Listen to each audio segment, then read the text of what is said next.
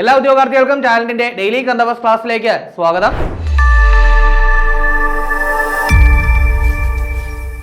ഇന്ന് നമ്മൾ ചർച്ച ചെയ്യാൻ പോകുന്നത് 2025 നവംബർ 28 തീയതിയിലെ പ്രധാന ആനുകാലിക വിഷയങ്ങളും അവയുടെ അനുബന്ധ വിവരങ്ങളുമാണ്. അപ്പോൾ നമുക്ക് ക്ലാസ്സിലേക്ക് കടക്കാം.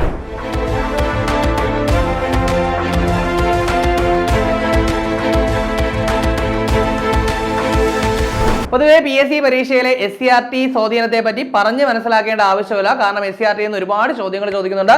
പ്രത്യേകിച്ച് പുതിയ ടെക്സ്റ്റ് ബുക്കുകളൊക്കെ വന്നൊരു സാഹചര്യം കൂടിയാണ്.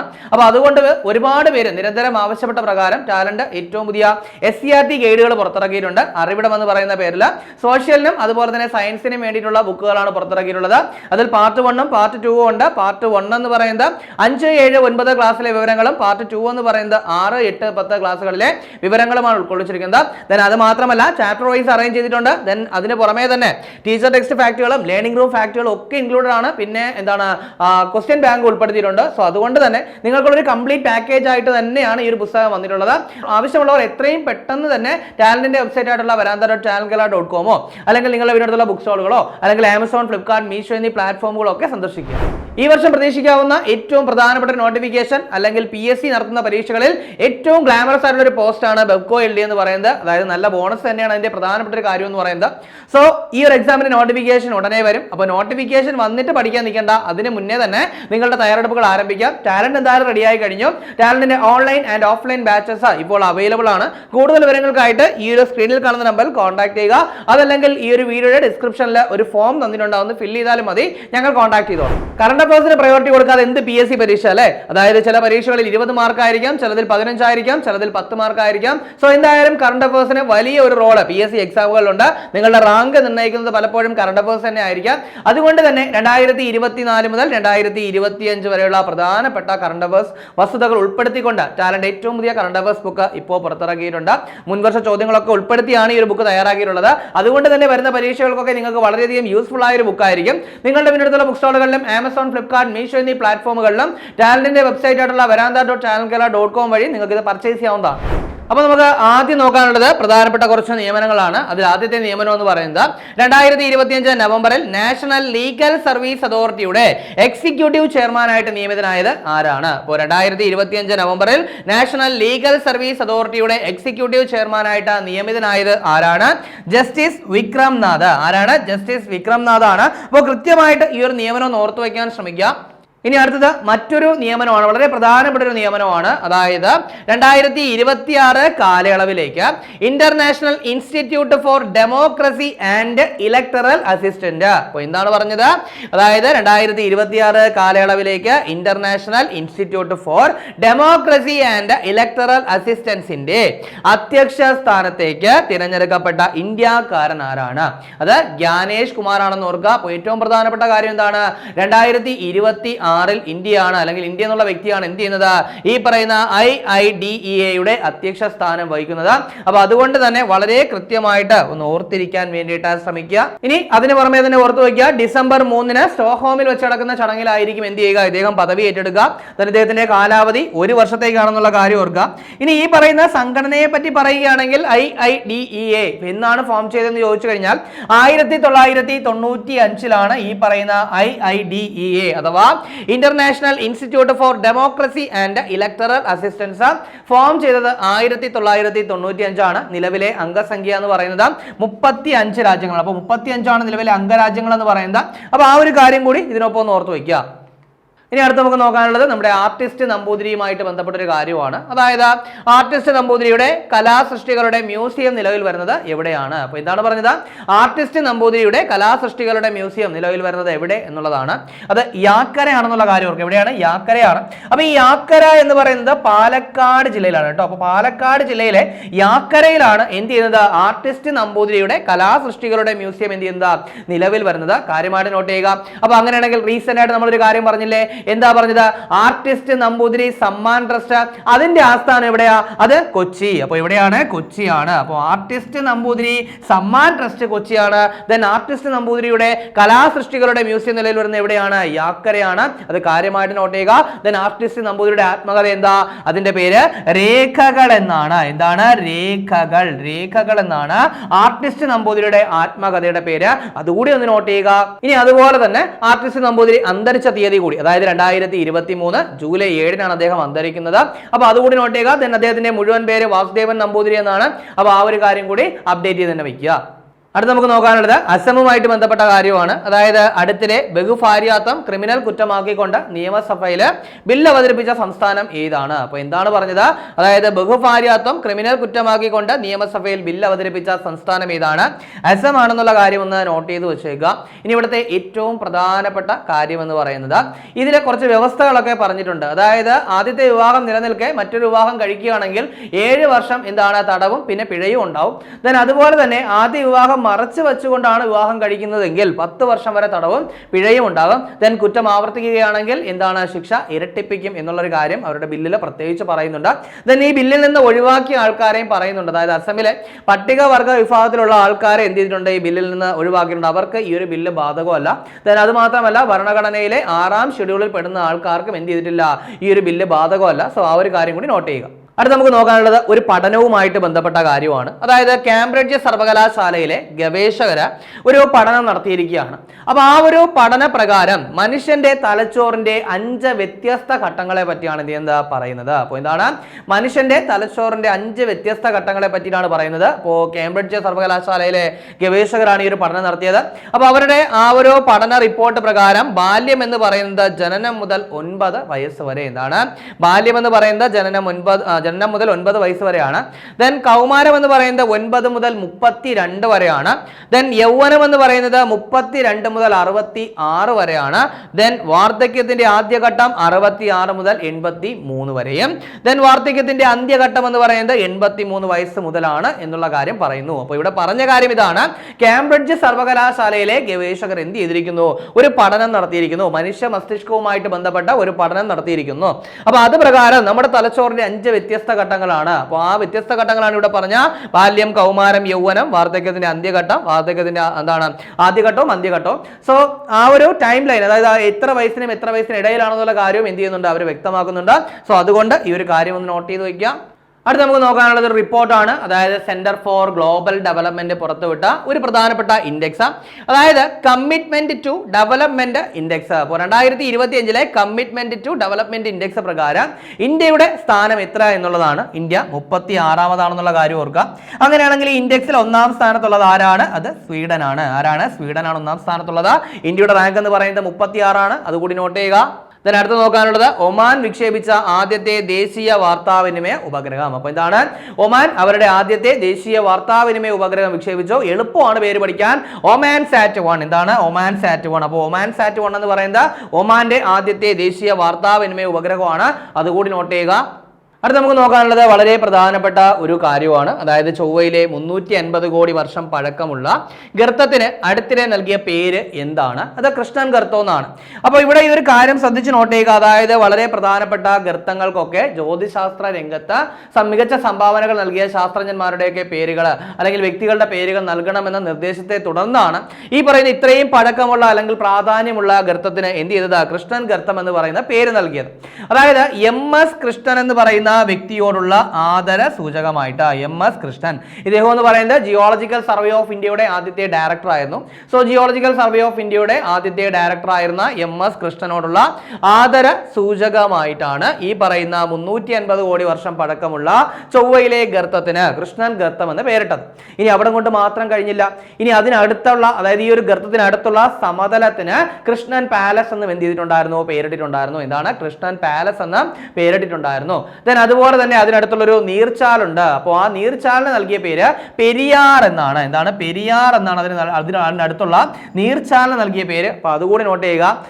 ഇനി അതിന് ശേഷമുള്ള ഒരു പ്രധാനപ്പെട്ട കാര്യം എന്ന് പറയുന്നത് കേരളത്തിലുള്ള ചില പ്രധാനപ്പെട്ട സ്ഥലങ്ങളുടെ പേരുകളും എന്ത് ചെയ്തിട്ടുണ്ട്? അവിടുത്തെ ചില ഗർത്തങ്ങൾക്ക് ഇപ്പോൾ നൽകുകയുണ്ടായി. അത് അംഗീകരിക്കപ്പെടുകയും ചെയ്തു. സോ അതുകൂടി എന്തൊക്കെ പേരുകളാണെന്ന് നമുക്ക് എന്ത് ചെയ്യാം? ഒന്ന് നോട്ട് ചെയ്യാം. അതിൽ ഏറ്റവും പ്രധാനപ്പെട്ട പേരുകളിൽ ഒന്നെന്ന് പറയുന്നത് വലിയമലയാണ്. നമുക്കറിയാം Indian institute of space and science and technology സ്ഥിതി ചെയ്യുന്നത് വലിയമലയിലാണ്. ദെൻ വലിയമലയുടെ പേര്, ദെൻ അതുപോലെ തന്നെ തുമ്പയുടെ പേര്. തുമ്പ മീൻസ് ചെടിയല്ല, തുമ്പ നമ്മുടെ റോക്കറ്റ് വിക്ഷേപണ യന്ത്രമായിട്ടുള്ള തുമ്പ. ദെൻ അതുപോലെ തന്നെ ബേക്കൽ കോട്ട സ്ഥിതി ചെയ്യുന്ന ബേക്കൽ. ദെൻ അതുപോലെ തന്നെ വർക്കല ക്ലിഫ്, അതായത് വർക്കല. അപ്പോൾ ഇന്നീ പേരുകളും എന്ത് ചെയ്തിട്ടുണ്ട്, ഈ ഒരു ഗർത്തങ്ങൾക്ക് നൽകിയിട്ടുണ്ട്. അപ്പോൾ ഇത് ആദ്യമായിട്ടാണ് ചൊവ്വയിലെ ഭൂരൂപങ്ങൾക്ക് എന്ത് ചെയ്യുന്നത്, കേരളത്തിലുള്ള സ്ഥലങ്ങളുടെ പേരുകളൊക്കെ എന്ത് ചെയ്യുന്നത്, നൽകുന്നത്. സോ ആ ഒരു കാര്യം കൂടി നോട്ട് ചെയ്യുക. അടുത്ത നമുക്ക് നോക്കാനുള്ള പോയിന്റ്, 1987 ശ്രീലങ്കയിലെ ആഭ്യന്തര പ്രശ്നങ്ങൾ പരിഹരിക്കാനായിട്ട് ഇന്ത്യ അയച്ച സമാധാന സംരക്ഷണ സേന നടത്തിയ സൈനിക നീക്കം ഏതാണ്? അപ്പൊ അതിന്റെ പേര് ഓപ്പറേഷൻ പവൻ എന്നാണ്.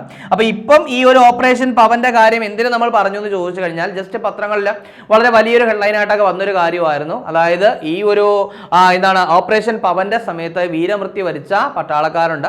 സോ അവരുടെ ആ സ്മാരകത്തിലെ നമ്മുടെ കരസേനാ മേധാവിയായിട്ടുള്ള ഉപേന്ദ്ര ദ്വിവേദി എന്ത് ചെയ്തിട്ടുണ്ടായിരുന്നു, ആദരാഞ്ജലികൾ അർപ്പിച്ചിട്ടുണ്ടായിരുന്നു. സോ ആ ഒരു കാര്യം വളരെ പ്രധാനപ്പെട്ട ഹെഡ്ലൈൻ ആയിട്ടൊക്കെ പത്രത്തിൽ വന്നു. അപ്പൊ അതുകൊണ്ടാണ് നമ്മൾ എന്ത് ചെയ്തത്, ഈ ഒരു ഓപ്പറേഷൻ പവനെ പറ്റി ചർച്ച ചെയ്ത് അത് കൃത്യമായിട്ട് നോട്ട് ചെയ്യുക. 1987 കാര്യം കൂടി ഒന്ന് നോട്ട് ചെയ്ത് വെച്ചേക്കുക. അടുത്ത് നമുക്ക് നോക്കാനുള്ളത് നമ്മുടെ ക്രിക്കറ്റുമായി ബന്ധപ്പെട്ട കാര്യം. അതായത് അന്താരാഷ്ട്ര ടെസ്റ്റ് മത്സരത്തിൽ, അതായത് ഒരു ടെസ്റ്റ് മത്സരത്തിൽ ഏറ്റവും കൂടുതൽ ക്യാച്ചുകൾ നേടുന്ന ഫീൽഡർ ആരെന്നാണ്, അത് എയ്ഡൻ മാക്രോ ആണ്. അപ്പൊ എയ്ഡൻ മാക്രോ എന്ന് പറയുന്നത് ദക്ഷിണാഫ്രിക്കൻ താരമാണ്. നമുക്കറിയാം ICC ടെസ്റ്റ് ചാമ്പ്യൻഷിപ്പ് ഫൈനൽ 2025 അതിൽ കിരീടം നേടിയത് ദക്ഷിണാഫ്രിക്കയായിരുന്നു. അപ്പൊ ആ ഒരു മത്സരത്തിൽ ഫൈനലിലെ താരമായിട്ട് തെരഞ്ഞെടുക്കപ്പെട്ടത് ആരായിരുന്നു, എയ്ഡൻ മാക്രോ ആയിരുന്നു. സോ ആ ഒരു കാര്യം കൂടി ഒന്ന് നോട്ട് ചെയ്യാൻ ശ്രമിക്കാം. ഇനി അടുത്ത് നമുക്ക് നോക്കാനുള്ളത്, ഓൾറെഡി നമ്മൾ പറഞ്ഞു കഴിഞ്ഞൊരു കാര്യം, ഇപ്പോൾ അതിനൊരു കൺഫർമേഷൻ കിട്ടിയത് കൊണ്ട് നമ്മൾ എന്ത് ചെയ്യുന്നു, ഒന്നുകൂടെ ഒന്ന് ചർച്ച ചെയ്യുന്നു. അപ്പോൾ 2030 കോമൺവെൽത്ത് ഗെയിംസിന്റെ വേദി എവിടെയാണ്? അപ്പോൾ ഇതാണ് 2030 കോമൺവെൽത്ത് ഗെയിംസിന്റെ വേദി എവിടെയാണ്? അഹമ്മദാബാദ് ആണെന്നുള്ള കാര്യം ഒന്ന് കൺഫേം ചെയ്ത് തന്നെ വെച്ചേക്കുക. സോ ഏറ്റവും പ്രധാനപ്പെട്ട കാര്യം, ഇന്ത്യ വേദിയാകുന്നത് എത്രാം തവണയാണ്? 2ാം തവണയാണ് ഇന്ത്യ വേദിയാകുന്നത്. ഇതിനു മുൻപ് ഇന്ത്യ വേദിയായത് 2010 എവിടെയായിരുന്നു എന്ന് ചോദിച്ചു കഴിഞ്ഞാൽ ന്യൂഡൽഹി. എവിടെയാണ്? ന്യൂഡൽഹിയിലാണ് ഇന്ത്യ ഇതിനു മുൻപ് വേദിയായത്. അത് പ്രധാനമായിട്ടും നോട്ട് ചെയ്യുക. ഏറ്റവും കൂടുതൽ തവണ കോമൺവെൽത്ത് ഗെയിംസിന് ആതിഥേയത്വം വഹിച്ച രാജ്യം എന്ന് പറയുന്നത് ഓസ്ട്രേലിയ ആണെന്നുള്ള കാര്യം കൂടി നോട്ട് ചെയ്യുക. അപ്പൊ അങ്ങനെയാണെങ്കിൽ 2026 കോമൺവെൽത്ത് ഗെയിംസ് എവിടെ വെച്ചാണ് നടക്കുക? അത് ഗ്ലാസ്ഗോയാണ്. എവിടെയാണ്? ഗ്ലാസ്ഗോയിലാണ് നടക്കുക. ആ ഒരു കാര്യം കൂടി നോട്ട് ചെയ്യണം. അപ്പോൾ ഇനി ഒരു 2030 കോമൺവെൽത്ത് ഗെയിംസിന് ഒരു പ്രത്യേകതയുണ്ട്. അതായത് കോമൺവെൽത്ത് ഗെയിംസ് സ്റ്റാർട്ട് ചെയ്തതിന്റെ 100th ആനിവേഴ്സറി, 100ാം വാർഷികമാണ് 2030 എന്ന് പറയുന്നത്. അപ്പൊ അത് വളരെ പ്രധാനമായിട്ട് നോട്ട് ചെയ്യേണ്ടതാണ്. അപ്പോൾ കോമൺവെൽത്ത് ആരംഭിച്ചത് 1930 ആണ്. അത് മെയിൻ ആയിട്ട് നിങ്ങൾ ഓർത്ത് വെക്കാൻ വേണ്ടിയിട്ട് ശ്രമിക്കുക. അതായത് ഈ ഒരു കോമൺവെൽത്ത് ഗെയിംസ് എന്ന ആശയം കൊണ്ടുവന്നത് ആഷ്ലി കൂപ്പർ ആണ്. സോ അദ്ദേഹമാണ് കോമൺവെൽത്തിന്റെ പിതാവ് എന്നറിയപ്പെടുന്നത്. 4 വർഷത്തിൽ ഒരിക്കലാണ് നടക്കുന്നത്. അതായത് ബ്രിട്ടന്റെ കോളനി ആയിരുന്ന രാജ്യങ്ങളാണ് എന്ത് ചെയ്യുന്നത്, കോമൺവെൽത്ത് ഗെയിംസിൽ പങ്കെടുക്കുക. ആദ്യത്തെ കോമൺവെൽത്ത് ഗെയിംസ് അഥവാ 1930 കോമൺവെൽത്ത് ഗെയിംസ് നടന്നത് എവിടെയാണെന്ന് ചോദിച്ചു കഴിഞ്ഞാൽ അത് ഹാമിൽട്ടൺ. എവിടെയാണ്? ഹാമിൽട്ടൺ എന്ന് പറയുന്ന സ്ഥലത്താണ് ആദ്യത്തെ കോമൺവെൽത്ത് ഗെയിംസ് നടന്നത്. അപ്പൊ അതുകൂടി ഒന്ന് നോട്ട് ചെയ്ത് വെക്കണം. അന്ന് ആ ഒരു ഗെയിമിന്റെ പേര് ബ്രിട്ടീഷ് എംപയർ ഗെയിംസ് എന്നായിരുന്നു കേട്ടോ. അപ്പോൾ ബ്രിട്ടീഷ് എംപയർ ഗെയിംസ് എന്നാണ് ആദ്യ കാലത്ത് ഈ ഒരു കോമൺവെൽത്ത് ഗെയിംസ് അറിയപ്പെട്ടിരുന്നത്. ഇനി 1954 മുതൽ British Empire and Commonwealth Games എന്നുള്ള രീതിയിലേക്ക് പേര് മാറുകയും ദെൻ 1970 മുതൽ ബ്രിട്ടീഷ് കോമൺവെൽത്ത് ഗെയിംസ് എന്നുള്ള പേരിലേക്ക് മാറ്റുകയും ദെൻ 1978 ഇന്നത്തെ ഒരു പേരിലേക്ക് വന്നിരുന്നത്. അപ്പോൾ കൃത്യമായിട്ട് നോട്ട് ചെയ്തേ. ആദ്യം എന്തായിരുന്നു? ബ്രിട്ടീഷ് എംപയർ ഗെയിംസ് എന്നായിരുന്നു. ദെൻ അതിന്റെ പേര് എന്ത് ചെയ്തിട്ടുണ്ടായിരുന്നു? 54 മാറ്റുകയുണ്ടായി. അതായത് British Empire and Commonwealth Games എന്ന് മാറ്റി. ദെൻ അതിന്റെ പേര് എഗെയിൻ മാറ്റി, 70 മാറ്റി. എന്താണ് 70ലേക്ക് മാറ്റിയത്? British Commonwealth games. അതിനുശേഷം 1978 കോമൺവെൽത്ത് ഗെയിംസ് അതായത് ഇന്നത്തെ പേരിലേക്ക് മാറ്റുന്നത്. സോ ആ ഒരു കാര്യം കൂടി ഒന്ന് നോട്ട് ചെയ്ത് വെച്ചേക്കുക. അടുത്ത് നമുക്ക് നോക്കാനുള്ള പോയിന്റ്, ചെസ് ലോകകപ്പ് 2025 2025 ചെസ് ലോകകപ്പുമായിട്ട് ബന്ധപ്പെട്ട കാര്യമാണ്. അപ്പോൾ നമുക്ക് നിരാശാജനകമായ കാര്യമാണ്. കാരണം ഇന്ത്യയിൽ നിന്നുള്ള ആർക്കും തന്നെ 1ാം സ്ഥാനമോ 2ാം സ്ഥാനമോ ഒന്നുമില്ല. അപ്പോൾ എങ്കിലും ജസ്റ്റ് ചെസ് ലോകകപ്പ് ഇന്ത്യയിൽ വെച്ച് നടന്നൊരു ഈവന്റ് ആയതുകൊണ്ട് തന്നെ നമ്മൾ ഇതിലെ 1ാം സ്ഥാനക്കാരനെയും 2ാം സ്ഥാനക്കാരനെയും ഒക്കെ ഒന്ന് അറിഞ്ഞു വെച്ചേക്കാം കേട്ടോ. അപ്പോൾ കിരീടം നേടിയത് ആരാണെന്ന് ചോദിച്ചു കഴിഞ്ഞാൽ ഉസ്ബെക്കിസ്ഥാന്റെ താരമായിട്ടുള്ള ജവോക്കിർ സിന്ദ്രോവ് ആണ്. അപ്പോൾ കൃത്യമായിട്ട് നോട്ട് ചെയ്യുക, ജവോക്കിർ സിന്ദാരോവ് ആണ് എന്ത് ചെയ്തത്, ഉസ്ബെക്കിസ്ഥാൻ താരമായിട്ടുള്ള അദ്ദേഹമാണ് കിരീടം നേടിയത്. ദെൻ റണ്ണറപ്പ് ആരാണെന്ന് ചോദിച്ചു കഴിഞ്ഞാൽ വെയ് ഇ, ചൈനീസ് താരമായ വെയ് ഇ ആണ് റണ്ണറപ്പ് എന്ന് പറയുന്നത്. ദെൻ വേദി എല്ലാവർക്കും അറിയാലോ അല്ലെ, ഗോവയാണ് വേദി എന്ന് പറയുന്നത്. ഇന്ത്യ ഇത് 2ാം തവണയാണ് ചെസ് ലോകകപ്പിന് വേദിയാകുന്നത്. ഇതിനു മുൻപ് എന്നായിരുന്നു? 2002 ഹൈദരാബാദ് ആയിരുന്നു വേദി എന്ന് പറയുന്നത്. അന്ന് കിരീടം നേടിയത് നമ്മുടെ ഇന്ത്യക്കാരനായിട്ടുള്ള വിശ്വനാഥൻ ആനന്ദാണ്. സോ 2025 ചെസ് ലോകകപ്പിന് കപ്പിന്റെ ട്രോഫി വിശ്വനാഥൻ ആനന്ദ് ട്രോഫി എന്നുള്ള കാര്യം കൂടി നിങ്ങളൊന്ന് ഓർത്തു വയ്ക്കുക. ഓൾറെഡി നമ്മൾ പറഞ്ഞ കാര്യമാണ്, എങ്കിലും എന്ത് ചെയ്യുക, ഒന്ന് ഓർത്തു വയ്ക്കുക. ദെൻ ഏറ്റവും പ്രധാനപ്പെട്ട ഒരു കാര്യം എന്ന് പറയുന്നത് ഈ ഒരു 2025 ചെസ് ലോകകപ്പ് നേടിയ ജവോകിർ സിന്ദാരോവ് ആണ് ഈ ഒരു നേട്ടം സ്വന്തമാക്കിയ ഏറ്റവും പ്രായം കുറഞ്ഞ താരം എന്ന് പറയുന്നത്. അപ്പോൾ ആ ഒരു കാര്യം കൂടി ഒന്ന് അപ്ഡേറ്റ് ചെയ്ത് വയ്ക്കുക. ഇനി അടുത്ത് നമുക്ക് നോക്കാനുള്ളത് ഇപ്പോൾ നമ്മുടെ സയ്യിദ് മുഷ്താഖ് അലി ടൂർണമെന്റ് നടക്കുകയാണ്. അപ്പോൾ അതിൽ നമ്മുടെ കേരളത്തെ നയിക്കുന്നത് സഞ്ജു സാംസൺ ആണ്. അപ്പോൾ കേരളത്തിന് വേണ്ടി T20 ക്രിക്കറ്റിൽ കൂടുതൽ റൺസ് നേടിയത് ആര് എന്നുള്ളതാണ്. അത് സഞ്ജു സാംസൺ ആണെന്നുള്ള കാര്യം ഓർക്കുക. സച്ചിൻ ബേബിയെ മറികടന്നു. അന്താരാഷ്ട്ര അല്ല പറഞ്ഞത്, നമ്മുടെ കേരള ടീമിന് വേണ്ടിയിട്ട് T20 ക്രിക്കറ്റിൽ ഏറ്റവും കൂടുതൽ റൺസ് നേടിയത് സഞ്ജു സാംസൺ ആണെന്നുള്ള കാര്യം കൃത്യമായിട്ടൊന്ന് അപ്ഡേറ്റ് ചെയ്യുക. സഞ്ജു സാംസണിനെ പറ്റി ഒരുപാട് കാര്യങ്ങൾ വരുന്നുണ്ട്. ഇപ്പോൾ അദ്ദേഹത്തിന്റെ IPL team Chennai super Kings ആണെന്നും ദെൻ കേരള പുരസ്കാരത്തിൽ എന്താണ് അല്ലെങ്കിൽ കേരള പുരസ്കാരം നേടിയ ആദ്യ കായിക താരം എന്ന് പറയുന്നത് സഞ്ജു സാംസൺ ആണെന്ന്. ദെൻ അന്താരാഷ്ട്ര T20 ക്രിക്കറ്റിൽ സെഞ്ചുറി നേടിയ ആദ്യ Indian wicket keeper Sanju Samson ആണ്. ദെൻ അതുപോലെ തന്നെ IPL ക്യാപ്റ്റനായ ആദ്യ മലയാളി, ദെൻ IPL സെഞ്ചുറി നേടിയ ആദ്യ മലയാളി. അപ്പൊ ഇങ്ങനെ ഒരുപാട് കാര്യങ്ങൾ നമ്മൾ സഞ്ജു സാംസണുമായിട്ട് ബന്ധപ്പെട്ട ചർച്ച ചെയ്തിട്ടുണ്ടായിരുന്നു. സോ അതെല്ലാം ഒന്ന് അപ്ഡേറ്റ് ചെയ്ത് വെക്കാനായിട്ട് ശ്രമിക്കും. കമ്പനി ബോർഡ് LGSന് വേണ്ടി പ്രിപ്പയർ ചെയ്യുന്നവർക്ക് ടാലന്റ് ഏറ്റവും പുതിയ company board LGS rank file പുറത്തിറക്കിയിട്ടുണ്ട്. പൂർണ്ണമായിട്ടും സിലബസ് ആസ്പദമാക്കി മുൻവർഷ ചോദ്യങ്ങളും ന്യൂ SCRT ഫാക്ടുകളൊക്കെ ഇൻക്ലൂഡ് ചെയ്താണ് ഈ ഒരു റാങ്ക് ഫയൽ തയ്യാറാക്കിയിട്ടുള്ളത്. നിങ്ങളുടെ പിന്നടുത്തുള്ള ബുക്ക് സ്റ്റോളുകളിലും ആമസോൺ, ഫ്ലിപ്കാർട്ട്, മീഷോ എന്നീ പ്ലാറ്റ്ഫോമുകളിലും ചാനലിന്റെ വെബ്സൈറ്റ് ആയിട്ടുള്ള veranda.channelkerala.com ഈ ബുക്ക് ലഭ്യമാണ്. അപ്പോൾ ഈ വർഷം അവസാനം ഏറ്റവും പ്രതീക്ഷിക്കാവുന്ന 2 നോട്ടിഫിക്കേഷനുകളാണ് village field assistant Bevco LDC. Then അത് മാത്രമല്ല 2027 LDC, ഇങ്ങനെ 10th ലെവലിൽ ഒരുപാട് എക്സാംസ് വരുന്നുണ്ട്. സോ അതിനുവേണ്ടി തയ്യാറെടുക്കുന്നവർക്ക് ടാലന്റ് ഏറ്റവും പുതിയ LDC റാങ്ക് ഫയൽ പുറത്തിറക്കിയിട്ടുണ്ട്. അപ്പോൾ പൂർണ്ണമായിട്ടും സിലബസ് ഓറിയന്റ് ആയിട്ട് ദെൻ മുൻവർഷ ചോദ്യങ്ങളും ന്യൂ SCRT ഫാക്ടോ ഒക്കെ ഇൻക്ലൂഡ് ചെയ്താണ് ഈ റാങ്ക് ഫയൽ തയ്യാറാക്കിയിട്ടുള്ളത്. നിങ്ങളുടെ പിന്നടുത്തുള്ള ബുക്ക് സ്റ്റോളുകളിലും ആമസോൺ, ഫ്ലിപ്കാർട്ട്, മീഷോ എന്നീ പ്ലാറ്റ്ഫോമുകളിലും ടാലന്റിന്റെ വെബ്സൈറ്റ് ആയിട്ടുള്ള veranda.channelkerala.com ഈ ബുക്ക് ലഭ്യമാണ്. ഇനി നമുക്ക് ചർച്ച ചെയ്ത പോലുള്ള ഒന്നുകൂടി നോക്കാം. ആദ്യം പറഞ്ഞത് 2 നിയമനങ്ങൾ. അതിൽ ആദ്യത്തേത് 2025 നവംബറിൽ നാഷണൽ ലീഗൽ സർവീസ് അതോറിറ്റിയുടെ എക്സിക്യൂട്ടീവ് ചെയർമാനായിട്ട് നിയമിതനായത് ആരെന്നാണ്. ജസ്റ്റിസ് വിക്രംനാഥ് ആണ്. ദെൻ അതിനുശേഷം പറഞ്ഞത് ജ്ഞാനേഷ് കുമാറിനെ തിരഞ്ഞെടുത്ത കാര്യമാണ്. അതായത് 2026 കാലയളവിലേക്ക് international institute for democracy and electoral അസിസ്റ്റൻസിന്റെ അധ്യക്ഷ സ്ഥാനത്തേക്ക് തിരഞ്ഞെടുക്കപ്പെട്ടത് ആരാണ്? ജ്ഞാനേഷ് കുമാർ ആണ്. ദെൻ അതിനുശേഷം പറഞ്ഞത് ആർട്ടിസ്റ്റ് നമ്പൂതിരിയുടെ കലാസൃഷ്ടികളുടെ മ്യൂസിയം നിലവിൽ വരുന്നത് എവിടെയാണെന്ന് പറഞ്ഞു. എവിടെയാണ്? യാക്കരയാണ്. ദെൻ അതിനുശേഷം പറഞ്ഞത് അടുത്തിടെ ബഹുഭാര്യാത്വം ക്രിമിനൽ കുറ്റമാക്കിക്കൊണ്ട് നിയമസഭയിലെ ബില്ല് അവതരിപ്പിച്ച സംസ്ഥാനം ഏതാണെന്ന് പറഞ്ഞു. അത് അസമാണെന്ന് പറഞ്ഞു. ദെൻ അതിനുശേഷം എന്താണ് ഒരു പരീക്ഷണവുമായിട്ട് ബന്ധപ്പെട്ട അല്ലെങ്കിൽ ഒരു സ്റ്റഡിയുമായിട്ട് ബന്ധപ്പെട്ട കാര്യമാണ്. അതായത് കാംബ്രിഡ്ജ് സർവകലാശാലയിലെ ഗവേഷകർ നടത്തിയ പുതിയ പഠന പ്രകാരം മനുഷ്യന്റെ തലച്ചോറിന്റെ 5 വ്യത്യസ്ത ഘട്ടങ്ങളെ പറ്റി പറഞ്ഞു. അതായത് ബാല്യം എന്ന് പറയുന്നത് ജനനം മുതൽ 9 വയസ്സ് വരെയും, ദെൻ കൗമാരം എന്ന് പറയുന്നത് 9 മുതൽ 32 വരെയും, ദെൻ യൗവനം എന്ന് പറയുന്നത് 32 മുതൽ 66 വരെയും, അതിനുശേഷം വാർദ്ധക്യത്തിന്റെ ആദ്യഘട്ടം 66 മുതൽ 83 വരെയും, ദെൻ വാർദ്ധക്യത്തിന്റെ അന്ത്യഘട്ടം 83 വയസ്സ് മുതലുമാണ് എന്നാണ് ഈ ഒരു പഠന റിപ്പോർട്ട് പറയുന്നത്. അപ്പോൾ ജസ്റ്റ് ഒന്ന് നോട്ട് ചെയ്യുക, പ്രത്യേകിച്ച് ഡിഗ്രിക്കാരൊന്ന് നോട്ട് ചെയ്ത് വെച്ചേക്കുക. അതിനുശേഷം ഒരു ഇൻഡെക്സ് പറഞ്ഞിട്ടുണ്ടായിരുന്നു. അതായത് 2025 കമ്മിറ്റ്മെന്റ് ടു ഡെവലപ്മെന്റ് ഇൻഡെക്സ് പ്രകാരം ഇന്ത്യയുടെ സ്ഥാനം പറഞ്ഞു അല്ലെ 36 ആണ്. 1ാം സ്ഥാനത്ത് സ്വീഡൻ ആണെന്ന് നമ്മൾ പറഞ്ഞു. ദെൻ അതിനുശേഷം പറഞ്ഞത് ഒമാൻ വിക്ഷേപിച്ച ആദ്യത്തെ ദേശീയ വാർത്താവിനിമയ ഉപഗ്രഹം. എളുപ്പമല്ലേ പഠിക്കാൻ? ഒമാൻ സാറ്റ് 1. ദെൻ അതിനുശേഷം പറഞ്ഞത് ചൊവ്വയിലെ 350 കോടി വർഷം പഴക്കമുള്ള ഗർത്തത്തിന്റെ അടുത്തിടെ നൽകിയ പേര് പറഞ്ഞു അല്ലെ.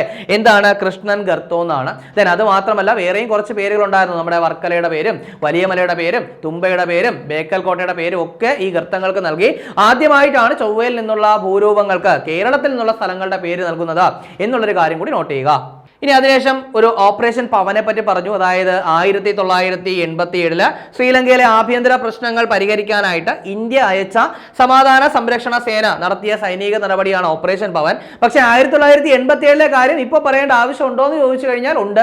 കാരണം ഇപ്പോൾ ഉപേന്ദ്ര ദ്വിവേദി എന്ത് ചെയ്തിട്ടുണ്ടായിരുന്നു? ഇതിൽ എന്താണ് വീരമൃത്യു വരിച്ച ജവാന്മാർക്ക് ആദരാഞ്ജലി അർപ്പിക്കുകയും അപ്പോൾ അത് എന്താണ് നാഷണൽ ലെവലിലൊക്കെ വളരെ ചർച്ചാ വിഷയമാവുകയും ചെയ്തൊരു കാര്യമാണ്. അപ്പോൾ അതുകൊണ്ടൊന്ന് നോട്ട് ചെയ്ത് വെച്ചേക്കുക. ദെൻ അതിനുശേഷം സ്പോർട്സുമായിട്ട് ബന്ധപ്പെട്ട് പറഞ്ഞു. അതിൽ ഏറ്റവും പ്രധാനപ്പെട്ട ഒന്നാണ് ഒരു ടെസ്റ്റ് മത്സരത്തിൽ ഏറ്റവും കൂടുതൽ ക്യാച്ചുകൾ നേടുന്ന ഫീൽഡർ ആരാണെന്ന് പറഞ്ഞു അല്ലെ. ആരാണ്? എയ്ഡൻ മാക്രോ ആണ്.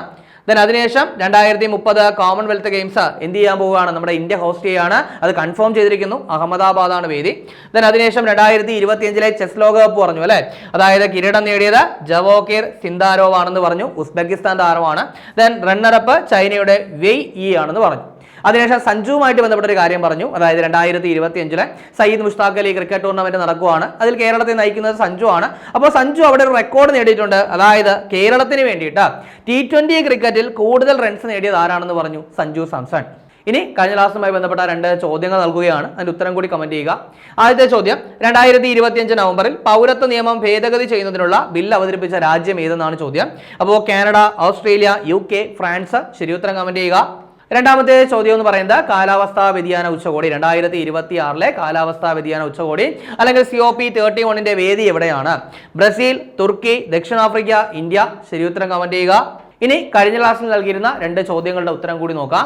ആദ്യത്തെ ചോദ്യം, 2026 ജനുവരിയിൽ നടക്കുന്ന അന്താരാഷ്ട്ര ടൂറിസം കോൺക്ലേവിന്റെ വേദി എവിടെയാണ്? അപ്പോൾ ഇതിന്റെ ഉത്തരം നമുക്ക് എല്ലാവർക്കും അറിയാം അല്ലേ? എവിടെയാണ്? നിലമ്പൂരാണ്. അപ്പോൾ അത് കൃത്യമായിട്ട് ഒന്ന് നോട്ട് ചെയ്ത് വെച്ചേക്കുക.